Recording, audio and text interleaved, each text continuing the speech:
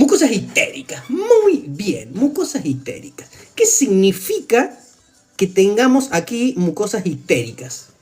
Para que el que todavía no está en la clínica, para el que está haciendo semiología, para el que está en cuarto año y todavía no tiene las materias de clínica de pequeños animales. Si nosotros decimos que es una ictericia, ¿a qué nos referimos con mucosas histéricas? Ahí como dijo Frank Álvarez. Adrián querido dice bilirrubinas no conjugadas. ¿Y la conjugada también produce ictericia o no produce ictericia la bilirrubina conjugada? Hay más bilirrubina de la que debería de haber en sangre, puede visualizar a través de las mucosas. Muy bien, Leti querida. Coloración amarilla de las mucosas que normalmente son rosas. Muy bien. Tonalidad amarillenta de las mucosas, excelente. Color amarillento de la mucosa por aumento de la bilirrubina. Muy bien, Meli. Excelente. Muy bien, muy bien. Estamos todos encaminados. Estamos todos encaminados. Bien. Ahora bien, ¿qué mucosas en la exploración clínica? Cuando llega el perro a la camilla, lo tenemos ahí revisando. Recuerden usar guantes. Porque esto puede ser tranquilamente una leptospira, que es una enfermedad zoonótica. Así que siempre guantes cuando nosotros vemos una ictericia en un perro. No sé allá, cada uno en su país, si es complicada la leptospirosis o no, sobre todo la variedad Icterohemorrhagiae, así se llama, Icterohemorrhagiae, que produce ictericia y hemorragia. Entonces, ante la duda, sí, nosotros siempre tenemos que evaluar un perro con guantes. Y no solamente eso, que si además vemos las mucosas amarillas, ojo compañeros, que puede ser una enfermedad zoonótica la que está teniendo este perro. ¿Qué significa que sea zoonótica? Que tiene la posibilidad de enfermarnos a nosotros, a los humanos, ¿bien?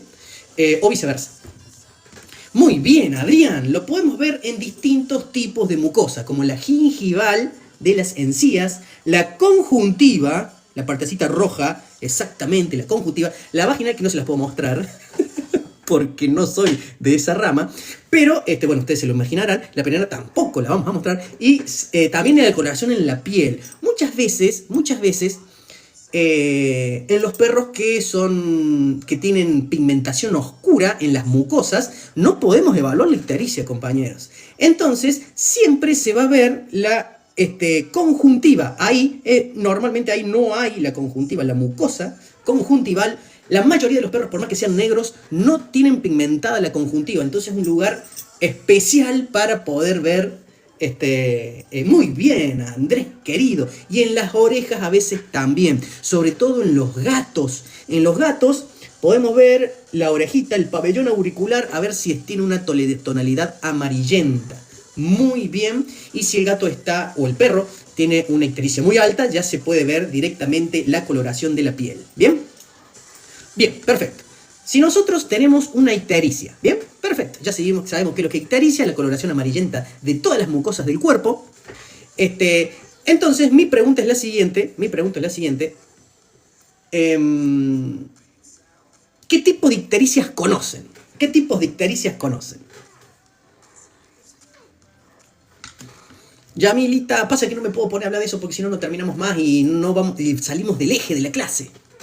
Pero en otro momento hablamos de preguntas generales de clínica. Muy bien, Melina. Muy bien. Puede haber una ictericia prehepática, una ictericia propiamente dicha, hepática, o una ictericia poshepática. Totalmente. Muy bien, Elix. Prehepática, intrahepática, o hepática vendría a ser, y poshepática. Muy bien, perfecto. Muy bien. Bien. Bueno, vamos a arrancar con la más. Vamos a arrancar en orden. Bien. Si yo hablo o sospecho de una ictericia prehepática, ¿bien? ¿Qué debería de encontrar? ¿Qué debería de encontrar si se debe a una prehepática? ¿Bien? Deberíamos encontrar una hemólisis, ¿bien? Por algo se están rompiendo los glóbulos rojos, excesiva hemólisis, excelente. Dentro de la ictericia tenemos los tres tipos, prehepática, hepática y poshepática. Si vamos, mientras estoy revisando el perro, yo digo, bueno, che, tiene ictericia, bien. Bueno, se me viene a la cabeza, che, puede ser prehepática, hepática o poshepática, ¿bien? Entonces tengo que seguir revisando, tengo que seguir indagando, tengo que hacer una buena anamnesis para recibir la mayor información para yo poder ir diferenciando cuál de esas tres ictericias es. Sabemos que la prehepática es por una excesiva hemólisis, como recién dijeron ahí, ¿bien? Hay algo o alguien que está destruyendo los glóbulos rojos dentro de la circulación sanguínea, ¿bien? Ahora bien, ¿Qué puede estar, si nos abocamos directamente a la hemólisis, qué puede estar rompiendo los glóbulos rojos? ¿Qué piensan? ¿Qué puede estar acelerando la ruptura de los glóbulos rojos? Sí, obviamente que vamos a tener una anemia. Si estamos rompiendo los glóbulos rojos es porque estamos entrando en una anemia. Y cuando la ruptura de glóbulos rojos es exacerbada, ¿en qué se va a traducir eso? En que se empieza a elevar la bilirrubina, ¿bien? Pero ahora yo les pregunto, bien, ahí va, a eso voy. Puede ser por hemoparásitos, muy bien, la ruptura exagerada, abrupta, aguda de glóbulos rojos, o crónica, puede deberse también a hemoparásitos. Eso es una. Puede ser por hemoparásitos. Puede ser por procesos autoinmunes. Muy bien, Adrián, querido. Hay veces que el sistema inmunológico reacciona contra los propios glóbulos rojos del cuerpo, que vendría a ser inmunomediada. Una destrucción de glóbulos rojos inmunomediada. Muy bien, muy bien. Recuerde que puede ser primario o secundario. Si hablamos de un proceso autoinmune primario, es que mis propios glóbulos rojos están reaccionando contra proteínas de superficie de la membrana citoplasmática del glóbulo rojo y lo desconocen. Entonces, ¡chum!, lo destruyen. ¿Bien? Ahora bien, si mi glóbulo rojo está parasitado, ¿bien?, o hay alguna alteración neoplásica que modifica las proteínas que están expresadas en la superficie del glóbulo rojo, ahí va a ser secundaria. ¿Bien? Si bien es inmunomediada, destruye el glóbulo rojo, pero porque está expresando proteínas anómalas. Está expresando proteínas que no son propios del glóbulo rojo, entonces el sistema inmune lo detecta, chao, y los castiga. ¿Bien?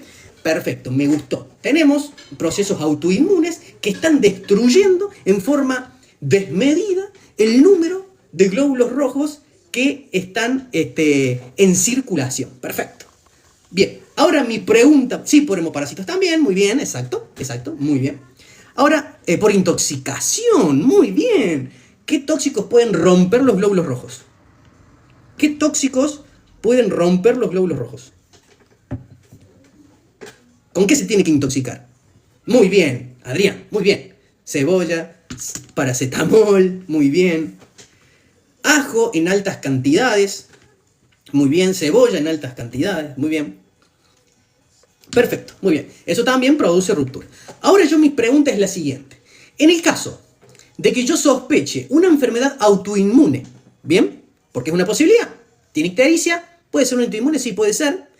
Si yo hago un cortecito en la oreja, saco una muestra de glóbulos rojos, de sangre, hago un extendido sanguíneo, lo miro al microscopio, si yo sospecho que hay una enfermedad inmunomediada, ¿qué debería de aparecer o qué patrón debería de aparecer en un análisis citológico si yo evalúo las células de los glóbulos rojos en el cual se está produciendo una reacción autoinmune?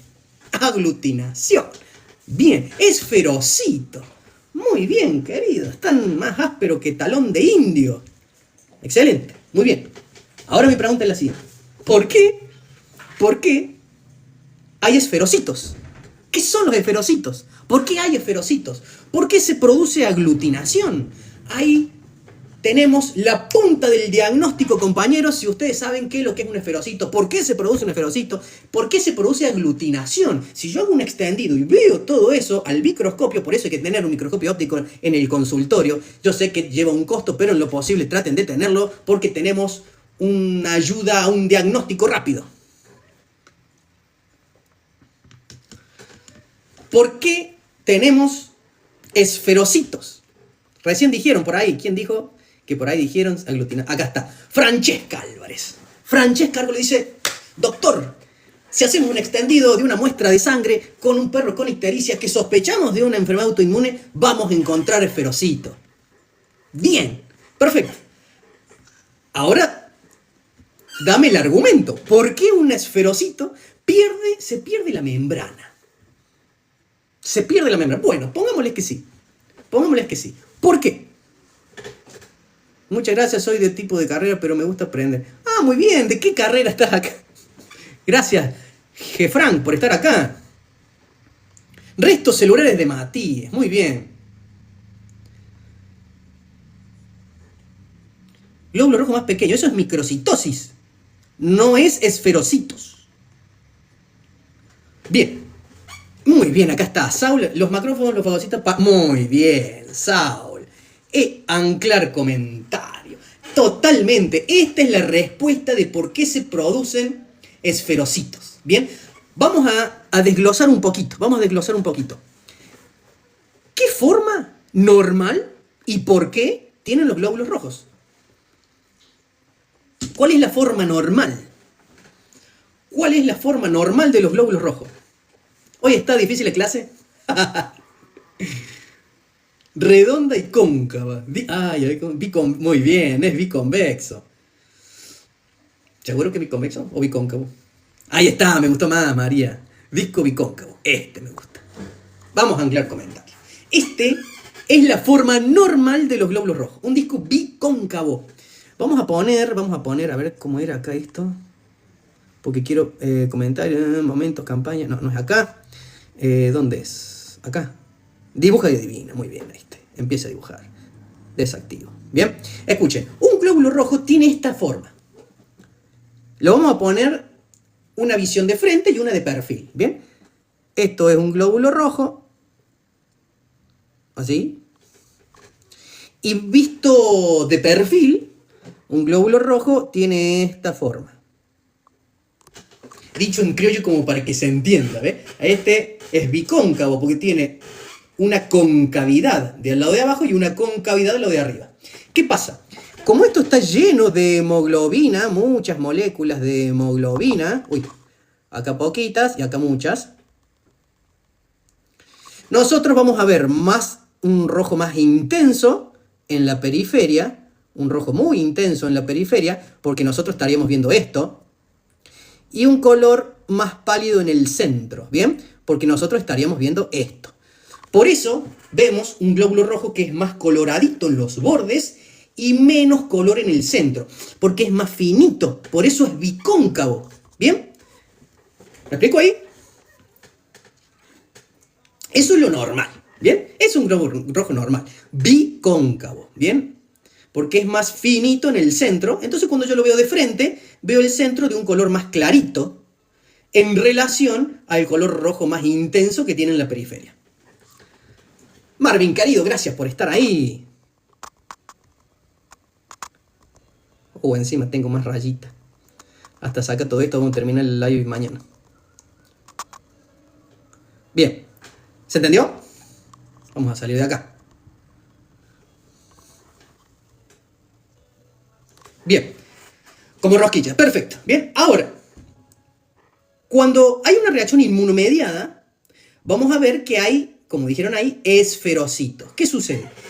El glóbulo rojo tiene en su estructura, en sus microtúbulos que forman el esqueleto, los microtúbulos. ¿Se acuerdan la parte de los microtúbulos celulares que forman como el esqueleto de la célula para que mantenga esa forma? Ahora bien, cuando el glóbulo rojo es desconocido por el sistema inmune, cuando hay una reacción inmunomediada, se le pegan marcadores como las inmunoglobulinas, ¿bien? Se le pegan la inmunoglobulina G, entre otras, ¿bien?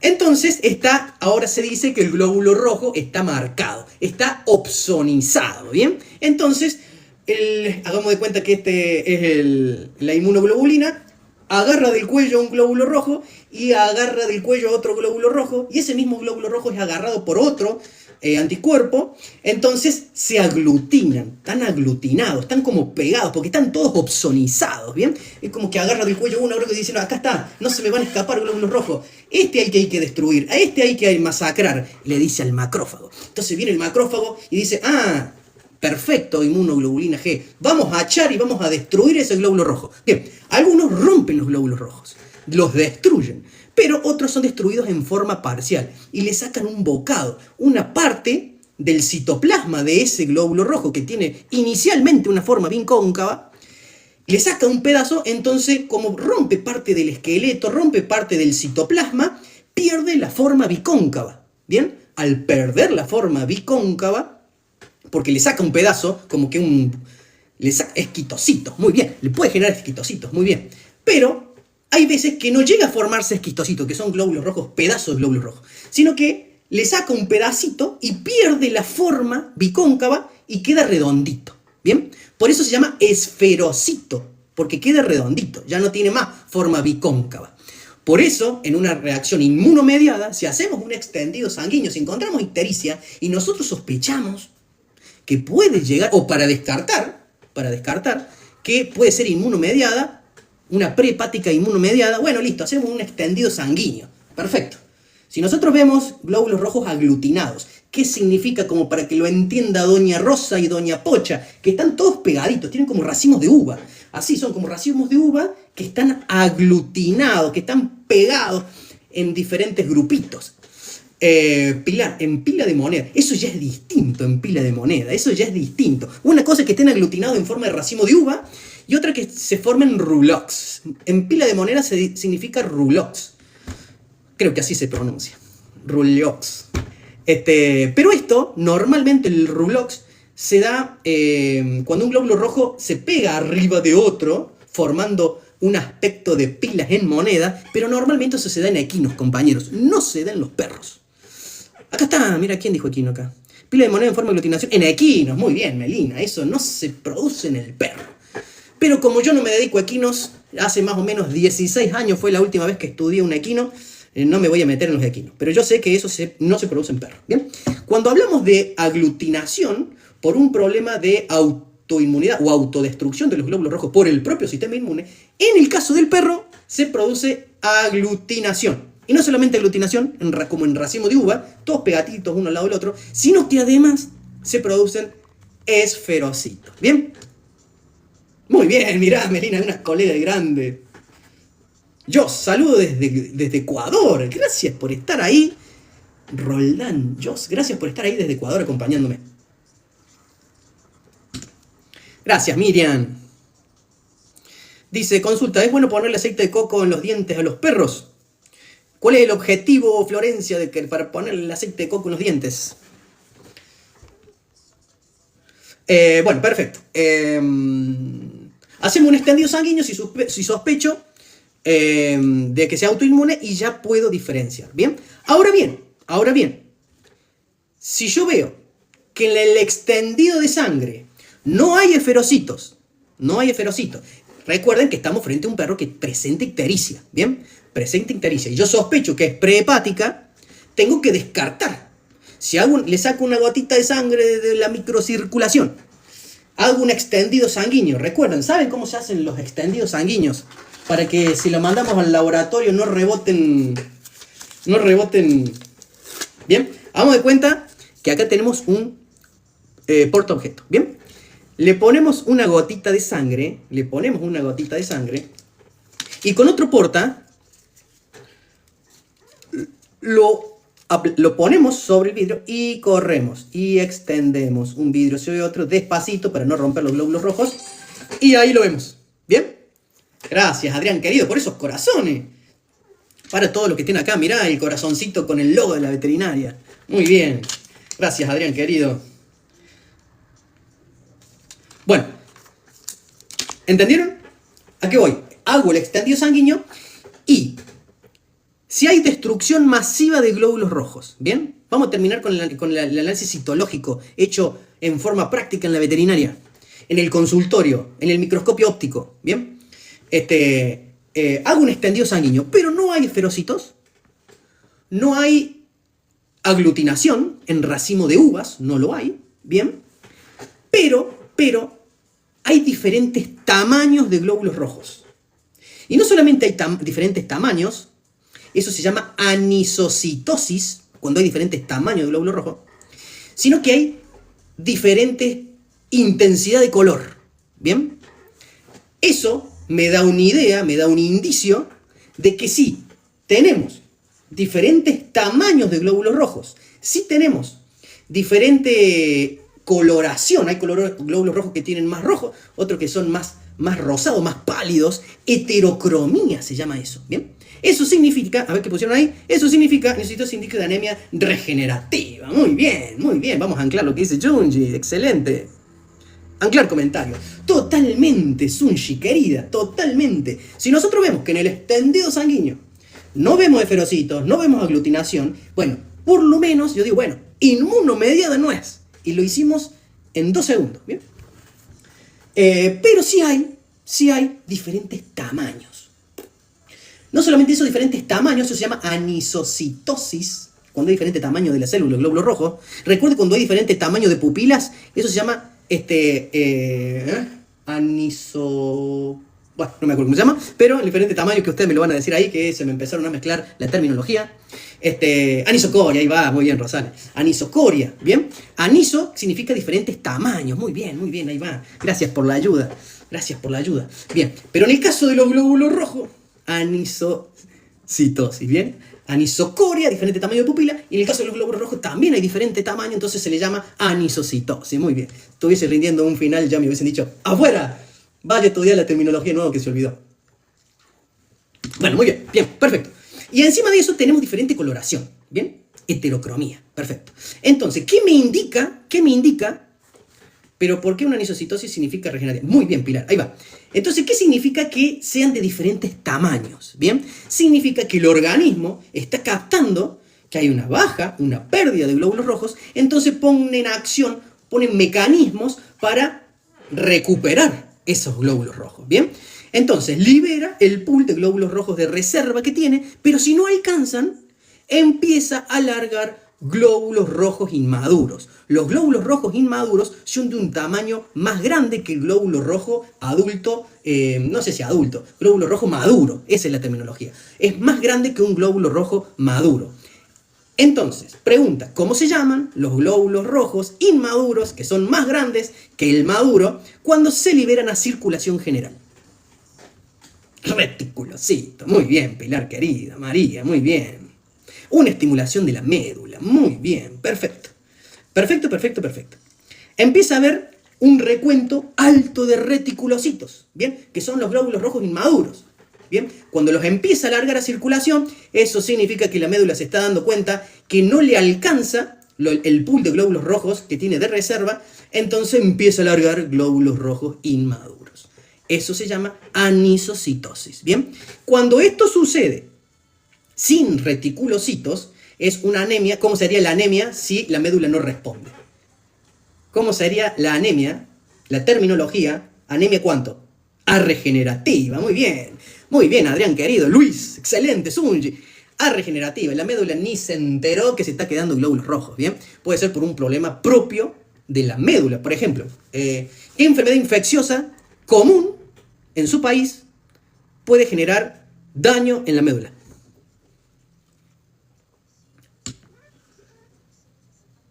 Ehrlichia, muy bien, Luis, muy bien, la Ehrlichia, sí, también puede ser. Muy bien, hablando del perro, ¿no? Muy bien, sí, perfecto. Bien. Bueno, vamos a seguir el hilo, para que me fui por las ramas. Perfecto, listo. La babesia, muy bien. Pet Vinicio, querido. Gracias por estar ahí, Vinicio, querido. Gracias por sumarse. Síganlo al Bec Vinicio. Excelente colega, siempre haciendo live prácticamente todos los días. Síganlo también al Doc Adrián, que está por ahí, Cerebrum. Pone ahí, Cerebrum, tu página en YouTube para que lo sigan. Hace videos muy buenos. Somos más de 160 personas. Ahí está, mirá, Cerebrum, gracias por esos corazones. Pone ahí tu página de YouTube, Adrián. Si estás por ahí, poné la página de YouTube. Así la anclamos un ratito para los que le interesa la clínica, para los que le interesa la clínica de pequeños animales. Igual que Vinicio. Totalmente, Vinicio. El crack Adrián. Cerebrum Pet, síganlo ahí. Síganlo. Y Vinicio también tiene canal de YouTube, tiene Instagram, tiene TikTok. Ahí ponen la dirección de Vinicio, la Pet de Vinicio. ¿Saludo de dónde? Ahí está, Actualidad Animal, así se llama. Excelente, Adrián. Juan Carlos dice, saludos desde la Facultad Integral Defensores del Chaco en Bolivia. Muy bien, Juan Carlos, gracias por estarme acompañando desde Bolivia, escuchando un poco el secamente acá de un veterinario raso de Argentina, del centro del país de Argentina. Sunji, saludos desde Venezuela. Gracias por estarme ahí acompañando. No sabía que eres de Venezuela. Un abrazo grande a todos los venezolanos. Muy bien. Gracias, querido. Bueno, vamos a continuar porque me empiezo a perder de dónde quedé. Bueno, vamos a continuar. Escuchen. Seguimos con la prehepática. Se rompen los glóbulos rojos, ¿bien? Puede ser por un tóxico, puede ser por una enfermedad infecciosa, puede ser por una inmunomediada. Bueno, sea que sea, el tema es que se rompen los glóbulos rojos. Se libera el grupo, la hemoglobina, ¿bien? Que es la proteína principal que componen los glóbulos rojos, ¿bien? Recuerden que los glóbulos rojos son los encargados de transportar el oxígeno. Y ahora mi pregunta es para todos ustedes. La hemoglobina, que es una proteína que está dentro de los glóbulos rojos, que se encarga de transportar el oxígeno, viaja ahí. Digamos, y como para que lo entienda Doña Pocha, la hemoglobina es como un camioncito que está dentro del glóbulo rojo y tiene una capacidad de carga ahí de moléculas de oxígeno. ¿Cuántas moléculas de oxígeno entran en una molécula de hemoglobina? 4, muy bien. Está ahí rápida para apretar, pero muy bien, María, totalmente. 4 moléculas. Bien, perdón, si bien digo, 4 moléculas de oxígeno por... y bueno, ¿y cuántas moléculas de hemoglobina hay en un glóbulo rojo?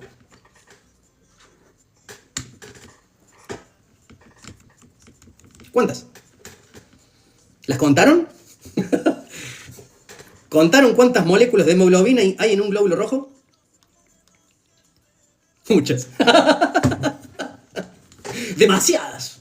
Incontables. Totalmente. Hay miles. ¿Bien? Miles de moléculas de hemoglobina hay por glóbulo rojo. Perfecto. Ahora bien, evolutivamente el glóbulo rojo sacrifica sacrifica el núcleo de la célula para tener mayor espacio, para tener mayor cantidad de moléculas de hemoglobina y poder tener una mayor capacidad de carga de oxígeno. ¿Bien? Eso tiene un gran costo para el glóbulo rojo. ¿Cuál es el gran? 270 millones. ¿Cuál es el costo de haber suprimido el núcleo de la célula para tener mayor capacidad de carga de hemoglobina y por ende de oxígeno? ¿Cuál es el costo que paga el glóbulo rojo?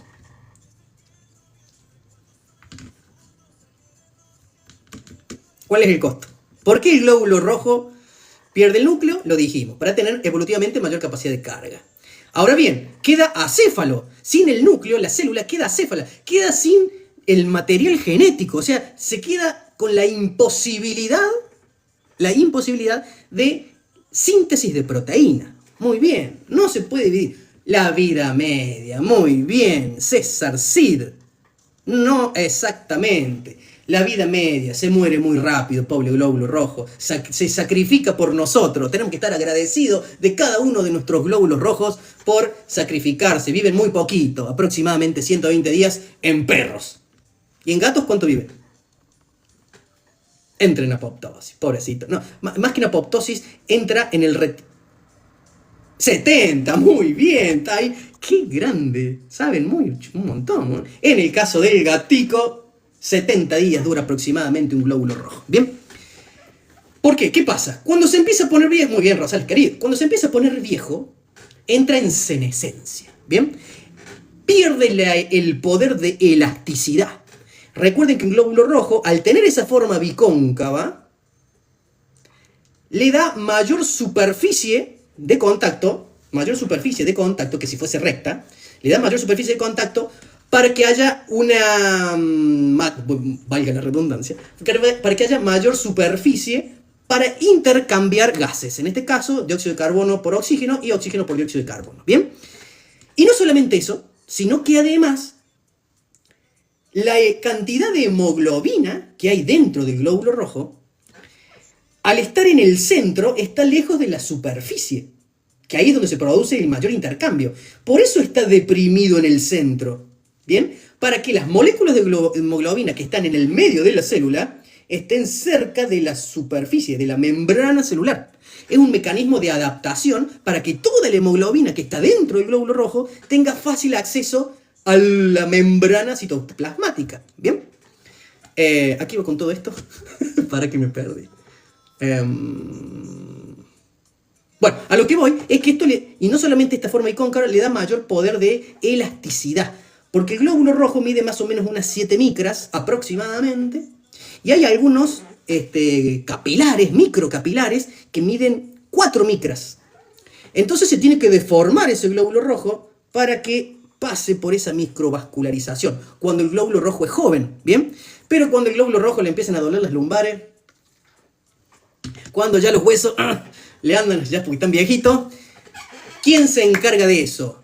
Los empieza a evaluar el vaso principalmente. Hola, Vane querida. Los empieza a evaluar el vaso. Bazo, no el vaso sanguíneo. El vaso, el órgano vaso. El hígado y en menor medida la médula. ¿Bien? Se produce la hemocateresis. ¿Qué significa eso? Que pasa por una malla muy finita, donde el glóbulo rojo tiene que hacer un gran esfuerzo para pasar por esa malla. Los glóbulos rojos jóvenes, sanos y que tienen buen poder de elasticidad y de formabilidad para poder pasar por esa mini redecilla, siguen en circulación. Ahora bien, aquellos glóbulos rojos que les recostó, que no pasó, que se quedaron encajados ahí, viene el sistema fagocítico mononuclear y dice, che, vos estás al horno con papa, vos no vas a estar más en circulación, y lo come, lo destruye, ¿bien? Lo fagocita, lo rompe, como le quieran llamar, ¿bien? Juancho, saludos desde Colombia. Muchas gracias, Juancho, querido. Muchas gracias por estarme ahí acompañando. Otro colombiano más. Gracias. Lo encuentran y lo eliminan, totalmente, totalmente. Bueno, ¿qué pasa? Si, por ejemplo, hay un parásito intraeritrocitario, como una babesia, un micoplasma, le afecta, cuando está parasitado, le afecta la capacidad de elasticidad. ¿Bien? ¿En qué se va a traducir eso? Que cuando vaya, que pase por vaso, el sistema fagocítico mononuclear va a ver que no pasa por la hemocateresis, por la redecilla, dicho en criollo, como para que lo entienda doña Rosa. Entonces se queda encajado ahí. Viene el sistema fagocítico mononuclear, los macrófagos, chau, lo destruyen. ¿Qué pasa? Si está muy parasitado, los glóbulos rojos están todos llenos de micoplasma, todos llenos de babesia, empieza a haber una destrucción masiva de glóbulos rojos. Una destrucción masiva de glóbulos rojos. ¿Y en qué se va a traducir eso, compañeros? ¿En qué se va a traducir eso? En que va a haber una liberación masiva de bilirrubina no conjugada. Y vos decís, ¿qué carajo tiene que ver la bilirrubina si estamos hablando del glóbulo rojo con hemoglobina adentro? Bien, ¿qué pasa? Cuando es fagocitado, esa hemoglobina se desdobla, se rompe en hemo y globina. Las dos juntos forman la hemoglobina. Cuando se rompe eso, cuando es fagocitado, se rompe la molécula y se libera el grupo hemo, que es el que tiene el hierro, y la globina. La globina es una proteína compuesta por aminoácidos, donde luego son reutilizados. ¿Bien? El hierro es liberado, que luego se va a médula y se reutiliza. ¿Bien? Y el resto se transforma en biliverdina. La biliverdina se transforma en bilirrubina. Pero esa bilirrubina, recuerden porque esto es importante, es un crack, Vane, gracias, Don, mucho que... Gracias por estar ahí, Vane, acompañándome. Gracias. Entonces, ¿qué pasa? Esa bilirrubina es lipofílica. ¿Qué significa? Que no tiene la capacidad de transportarse por sí sola por la sangre. Eso se llama bilirrubina no conjugada. ¿Bien? Entonces necesita de una proteína de transporte, como lo es la albúmina, que es una proteína chiquitita, que es la que mayor cantidad se encuentra en circulación. Muy bien, milagro, la albúmina, se pega la albúmina. Entonces ahí sí se puede transportar en un medio acuoso como es la sangre. Entonces ahí sí la bilirrubina no conjugada viaja en la albúmina hasta la parte hepática. ¿Bien? Hola, Bel, querida, gracias por estar ahí. Muy bien, Marina, no se puede eliminar por riñón porque va adherida a la albúmina. Muy bien, no se filtra. Excelente, no se filtra. No hay eliminación de bilirrubina no conjugada por orina. ¿Bien? Ahora bien, y vamos a marcar un detalle.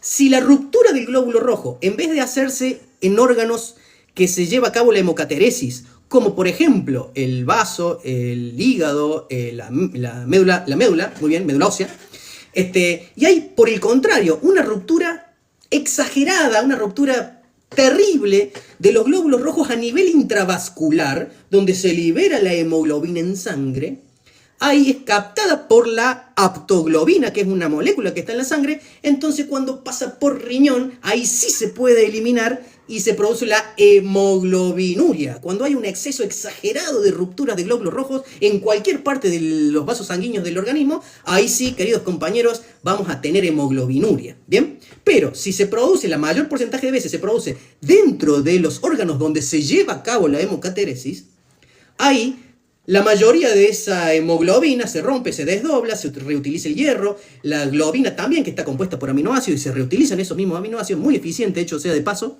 el organismo. Y el grupo hemo es transformado en biliverdina, luego en bilirrubina, que no es compatible en sangre, o sea, hay que sí o sí necesita de un transportador, como es la hemoglobina, que no se puede eliminar por riñón, pero sí viaja a hígado. ¿Bien? Aptoglobina es una proteína. Totalmente, muy bien. Muy bien, Pilar. Sí, la aptoglobina es una proteína. Bien, perfecto. Entonces, ¿qué pasa? Cuando llega a hígado, en hígado es recibido por nuestros queridos hepatocitos y la conjuga, la transforma en bilirrubina conjugada y ahí sí es hidrofílica. ¿Bien? Que se libera por los canalículos biliares. Gracias, Vane, querida. Se libera por los canalículos biliares y van ¿hacia dónde va? La hemoglobina conjugada, ¿a dónde tiene que ir? Por los canalículos biliares, ¿a dónde va? No va al intestino. A la vesícula, muy bien, Gris, a la vesícula, va. De los canalículos biliares, de los hepatocitos, va a la vesícula, es como una bolsita. Y se acumula ahí el contenido de la bilirrubina conjugada conjuntamente con las sales biliares, ¿bien? Se acumula ahí y por un cañito llamado colédoco va y desemboca en el intestino delgado, ¿bien? Perfecto. Hasta ahí todo bonito, todo hermoso. Muy bien, exacto, la vesícula. Perfecto. Ahora bien, si nosotros sospechamos que la ictericia es hepática, si nosotros sospechamos que la ictericia no es prehepática, sino hepática, ¿cómo deberíamos de suponer que da la hemoglobina no conjugada? ¿Está normal o no está normal?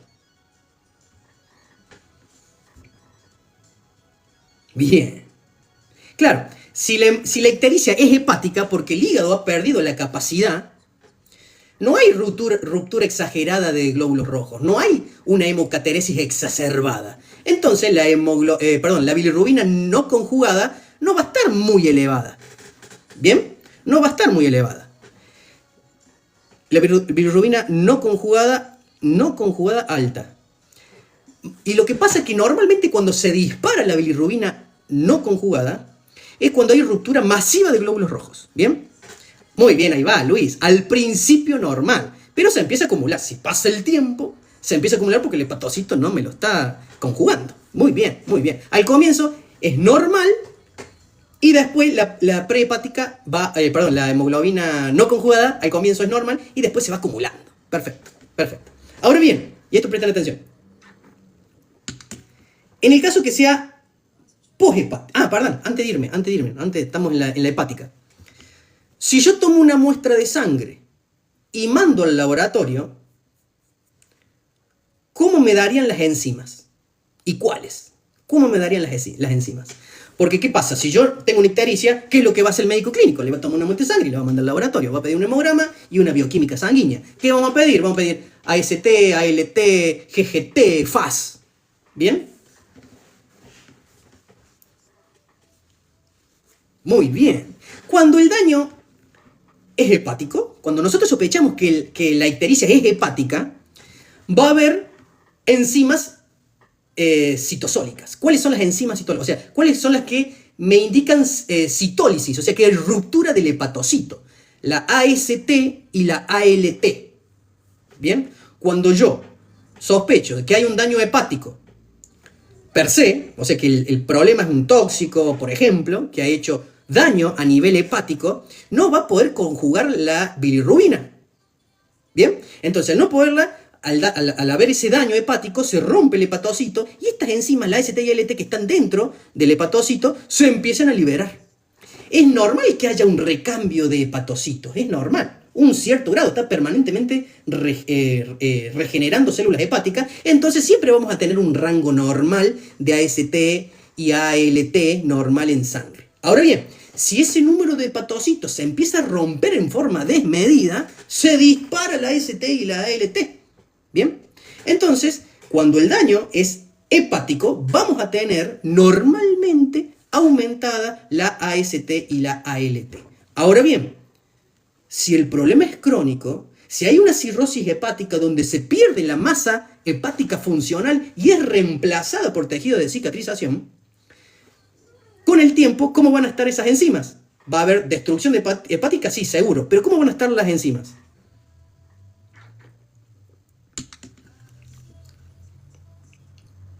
Bien, van a estar bajas o normales. Muy bien. Al comienzo normales y después termina siendo baja porque no hay masa hepática laburando, funciona. Perfecto. Muy bien. Perfecto. La albúmina también, porque es una proteína que se hace en... Muy bien. Perfecto, César. Sí, excelente, excelente. Pero, enzimas... un dato interesante que seguramente los deben saber porque saben todo, pero lo vamos a decir. Si yo encuentro la AST y la ALT elevadas, obviamente sé que hay un daño hepático, ¿bien?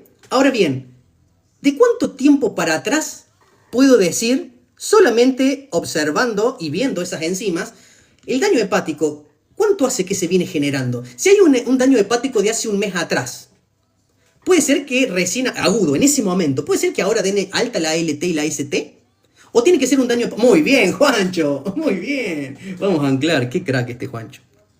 Escuchen, querido, porque esto es importante. Gracias, Van. Esto es importante. Si nosotros vemos que en el análisis de sangre, tomamos la muestra de sangre, este perro histérico, mandamos al laboratorio, pedimos una bioquímica sanguínea, y vemos que la AST y la ALT están aumentadas, este daño hepático es reciente. Porque no aproximadamente, porque biología, aproximadamente dura 72 horas. O sea, hace 1, 2 o 3 días que los hepatocitos se me van rompiendo en forma abrupta. Hoy lo vi en fisio, muy bien. Perfecto. Nati, hermoso, amo la clase. Perfecto. Con mate me lavo los dientes. Bien, perfecto. Bien, hasta ahí todo bien, todo hermoso. Perfecto, continúo. Ahora bien, y esto presten atención porque es importante. En una ictericia poshepática, si yo le tomo muestra de sangre, mando al laboratorio, pido bioquímica, la AST y la ALT pueden estar normales. Pueden estar normales. Ahora bien, el tema es hermoso. Muy bien, Nati. Pueden estar normales la AST y la ALT, ¿bien? Pero las que normalmente, cuando es poshepática, pueden estar alteradas, y esto presten atención porque es importante, seguramente en una poshepática vamos a tener la FAS elevada y vamos a tener la GGT elevada. Porque esas determinaciones sanguíneas aparecen y se elevan en la bioquímica cuando hay daño en los canalículos biliares, cuando hay daño a nivel cuando hay un problema de obstrucción. Muy bien, Pilar querida, muy bien. Entonces ya tenemos 4 enzimas hepáticas. La AST, la ALT, la GGT, la FAS, fosfatasa alcalina sérica. ¿Bien? Que normalmente los 2 primeros tienden a elevarse en daño hepático per se. Y si tenemos una poshepática, una obstructiva, un daño a nivel poshepático, vamos a tener elevadas generalmente la GGT y la AS y la FAS. ¿Bien? ¿Se entendió?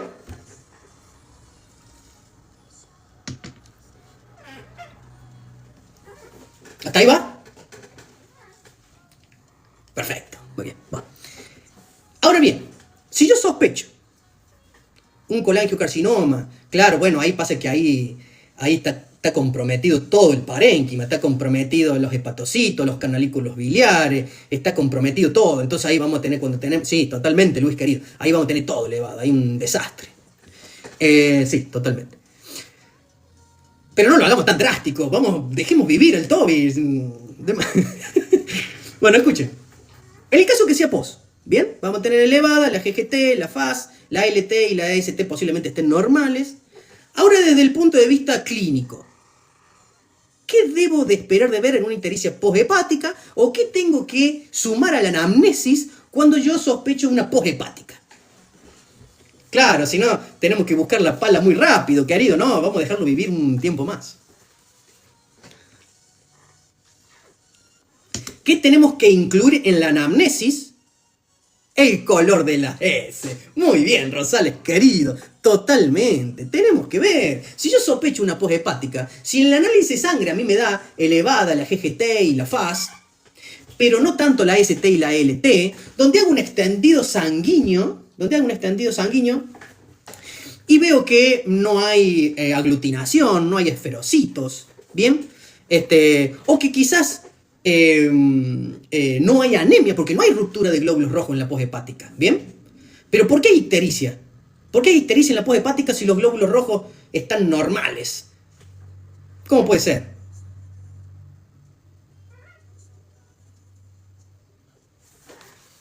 ¿Cómo puede ser, compañero? ¿Cómo puede tener ictericia en una poshepática si los glóbulos rojos no se están rompiendo, no se están destruyendo? ¿Cuál es la pregunta? ¿Por qué hay ictericia en una poshepática si el número de glóbulos rojos está normal, no hay anemia? Hacele los prequirúrgicos, Yoje. Si tenés miedo, hacele los prequirúrgicos. Porque se acumula la bilirrubina conjugada. Exactamente. ¿Qué sucede? Y esto presten atención. Muy importante. Cuando hay obstrucción, por inflamación, por cálculos biliares, la bilirrubina conjugada, o sea que ya pasó por el hígado, en vez de liberarla a los canalículos biliares, como todo eso está saturado, se vuelca el torrente sanguíneo. Entonces aparece esto. Aparece todas las encías manchadas, amarillentas, pero no porque se están rompiendo los glóbulos rojos. No hay anemia. No hay ruptura exacerbada de glóbulos rojos, sino que el hígado no puede eliminar en forma eficiente la bilirrubina conjugada, que es un metabolito de desecho del metabolismo del hierro. No se puede eliminar hacia la vesícula. Entonces tú te lo tiras sangre de nuevo. ¿Bien? Al tirármelo a sangre nuevo, empieza a acumularse en sangre y a manchar las mucosas. ¿Bien? Entonces, ahí, si a mí me aparece esto, y yo sospecho o descarto una poshepática, le digo, doña Rosa, el Toby, ¿cómo está haciendo la materia fecal? Cuénteme, clarita, normal, oscura, ¿cómo hace pis? ¿Oscuro? ¿Hace un pis oscuro o hace un pis clarito? Entonces, vamos a la ecografía totalmente. Pero primero vamos a terminar de hacer la anamnesis. Doña Rosa, cuénteme. ¿Hace las heces claras? Muy bien, los guchos. El pis es oscuro. Ahora sí, la bilirrubina conjugada pasa por riñón y ahí sí se va a eliminar por orina y me va a oscurecer. Y no solamente eso, sino que además las heces, las deposiciones, la defecación va a ser clarita. ¿Por qué va a ser clarita, compañeros? ¿Por qué es clarita?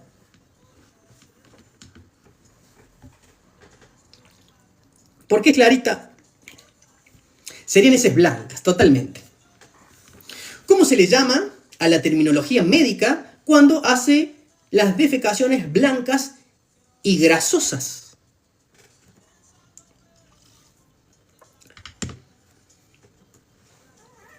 Heces alcohólicas, esteatorrea. Muy bien, Gris, sí, ahí me gustó. Esteatorrea, una deposiciones blancas, pastosas, grasosas. Porque, ¿qué pasa? En la bilis se acumulan las sales biliares, ¿bien? Que produce la emulsificación de las grasas de los alimentos que nuestro perrito querido come, ¿bien? Y junto con esas sales biliares se libera el pigmento, la bilirrubina conjugada, para que a través de la vesícula biliar, que es un reservorio, ante un estímulo de células intestinales, neuroendocrinas, liberan la CSK, la colecistocinina, si mal no recuerdo, estimulan la liberación de lipasa pancreática y también estimula la contracción del músculo liso de la vesícula biliar para que a través del colédoco libere el contenido en la luz intestinal. Y a través del peritaltismo, que es el movimiento de los intestinos, mezcle el quimo que es la comida, lo que comió el perrito, que pasa del estómago al intestino delgado, mezcla todo eso, se emulsifican las grasas y ahí sí puede entrar la lipasa y producir la ruptura de los triglicéridos en colesterol y ácidos grasos para que se puedan absorber. Ahora bien, si todo eso está obstruido, si todo eso está tapado, porque puede haber una lesión, puede haber una obstrucción de cálculos biliares o puede haber una pancreatitis que por una cuestión de proximidad genera inflamación, edema en la descarga del colédoco, bueno, también vamos a tener esta sintomatología clínica. Bien, entonces, resumiendo, y como para que se entienda, vamos a tener heces alcohólicas, o sea, vamos a tener heces blanquecinas, porque estas sales biliares, esta bilirrubina no conjugada que ingresa al intestino, las bacterias normales de ahí, principalmente la del intestino grueso, la del colon, rompen la bilirrubina conjugada en urobilinógeno. ¿Bien? Y no solamente es eso, sino que se transforma en estercobilina. La estercobilina es lo que le da el color a las heces, el color marrón a las deposiciones. Entonces nosotros le preguntamos a Doña Rosa, ¿cómo va de cuerpo? ¿Cómo va? No, marroncita, doctor. Bien. Entonces sabemos que no está obstruida, o por lo menos no está obstruida totalmente. Las heces son claritas, marrón clarita, bien clarita, o son oscuras o normales. Entonces a mí ya me da una idea cuánta obstrucción hay, si es que hay. ¿Bien? O por el contrario me dicen, no, mira, son bien claritas. Perfecto. Entonces, ¿qué pasa? Como no se está liberando la bilirrubina conjugada, porque está todo obstruido, se me vuelve a sangre y me produce la coloración. Entonces, resumiendo, si yo tengo ictericia, ¿bien? Acá, en las mucosas, ¿bien? Si tengo orina oscura, conjuntamente con unas deposiciones blanquecinas, grasosas, listo, clínicamente ya es compatible con ictericia poshepática. ¿Bien? ¿Se entendió? ¿O fue medio complicado? Muy bien, Rosales, me faltó la palpación, totalmente, le duele todo. Le duele todo. Le tocas, ¿va a haber hepatomegalia? Sí, seguramente, va a ver si está afectado todo eso, totalmente. Clarito, totalmente, va a cagar clarito. Blanquecino, blanco. Doctora Gaby Bed, repasando fisiología bien. Muy bien, gracias, doctora querida, por estar acompañándome. Marcos Chodín, síganlo ahí, el querido Marcos, otro colega, compañero de la facultad, abdomen agudo, va a tener dolor, sí, le va a doler hasta debajo de las muelas, le va a doler todo. Muy bien, perfecto. ¿Qué más me queda? Vimos el análisis de sangre, vimos el extendido de sangre, vimos la prehepática, vimos la hepática, vimos la poshepática.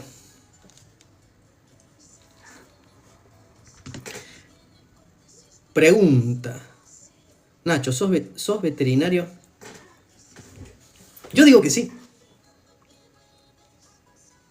Y para resumir, ¿cuál sería la diferencia con la pos y la pre? Bueno, es que la poshepática, Garde querida, vamos a anclar eso, vamos a decir algunos detalles, hay un montón, pero vamos a decir algunos. Dice, para resumir, deja de hablar tanto, que estás ahí generando más que respuestas, generas dudas. Cállate un poco y habla un poco más sintéticamente. Bien, para resumir, ¿cuál sería la diferencia de la poshepática con la prehepática? Bien, en la prehepática es ictericia y porque es una ruptura, una destrucción masiva de glóbulos rojos, ya sea por hemocateresis o ya sea en forma intravascular. Bien, entonces, ¿qué pasa? Vamos a tener elevada la bilirrubina no conjugada y vamos a tener elevada la bilirrubina conjugada porque están los dos sistemas a full laburando, por ende va a haber una mayor liberación de bilirrubina conjugada a intestino. Entonces las heces van a salir oscuras. En el análisis de sangre seguramente va a haber anemia, porque si hay una gran ruptura de glóbulos rojos, el organismo las tiene que reponer, esa falta de glóbulos rojos. Seguramente la respiración va a estar acelerada. Recuerden que los glóbulos rojos transportan el oxígeno. ¿Bien? Si yo, de un momento para otro, en forma aguda, saco glóbulos rojos en circulación, va a haber una menor cantidad de oxígeno en circulación, porque hay una menor cantidad de glóbulos rojos y por ende una menor cantidad de hemoglobina. Entonces, los quimiorreceptores del callado aórtico y yugulares captan esa baja de oxígeno, entonces por una respuesta nerviosa a nivel del sistema nervioso autónomo, regulando el simpático y el parasimpático, a nivel respiratorio va a haber un aumento de la frecuencia respiratoria, una taquipnea, para compensar la falta de glóbulos rojos que hubo en forma abrupta y por ende hay menos oxígeno en circulación. ¿Se entendió? Entonces vamos a tener taquipnea, ictericia. ¿Bien? ¿Se entendió hasta ahí?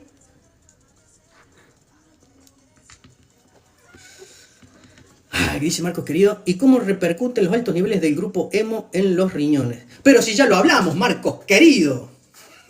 Pasa que vos debes haber entrado hace un rato nomás. Debes haber entrado hace un rato. Bien. La hemoglobina, los glóbulos a nivel hemoglobina concuerdan. El conteo no era esta la pregunta. No era esta la pregunta. Como había dicho. ¿Y cómo repercuten los altos niveles del grupo hemo en los riñones? Esa era la pregunta. La bilirrubina no conjugada es lipofílica, o sea que no puede liberarse a sangre por sí misma. Entonces va pegada a la albúmina. Como va pegada a la albúmina, no se puede eliminar por riñón. ¿Bien? Y eso tiñe las mucosas. ¿Bien? Ahora bien, si es conjugada y se satura, no se puede eliminar en forma poshepática, se vuelca sangre y ahí sí puede haber bilirrubinuria. Además de teñir las encías. Y no solamente eso, sino que también, en el caso que sea hepática, puede haber también urobilinógeno que se reabsorbe de intestino y va a riñón, en riñón se elimina, y en vejiga se oxida, formando la urobilina, que eso le da un mayor tinte amarillento al pis, a la orina.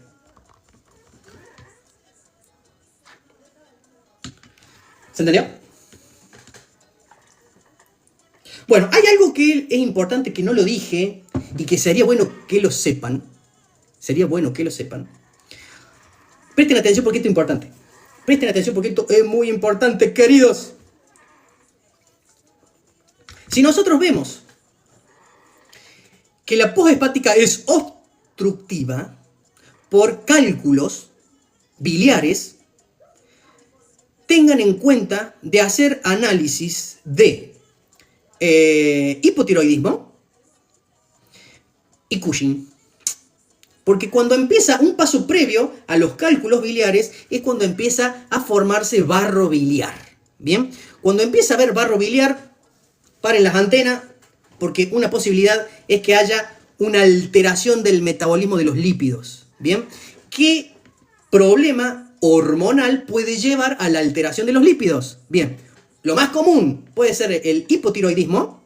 Recuerden cuando hace análisis de sangre, pedir colesterol y triglicéridos, porque cuando esos empiezan a acumularse en sangre, empiezan a alterar el metabolismo de las sales biliares y la bilirrubina, formando bilirrubinato de calcio, si es que no le erro mucho en la terminología, que empiezan a precipitar formando barro biliar, y si el problema continúa en el tiempo, porque recuerden que estas enfermedades son crónicas, terminan precipitando, formando estructuras cada vez más complejas, dando lugar a las piedras o cálculos biliares. ¿Bien? Entonces, si por alguna razón, más allá que tenga ictericia o no, acá, del perrito, más allá que tenga ictericia o no, empezamos a ver barro biliar, o se están empezando a formar algunos cálculos, por las dudas, compañeros, tomen una muestra de sangre, mándenla al laboratorio, pidan perfil tiroideo, porque una de las posibilidades es que esté alterado colesterol y triglicéridos. ¿Bien?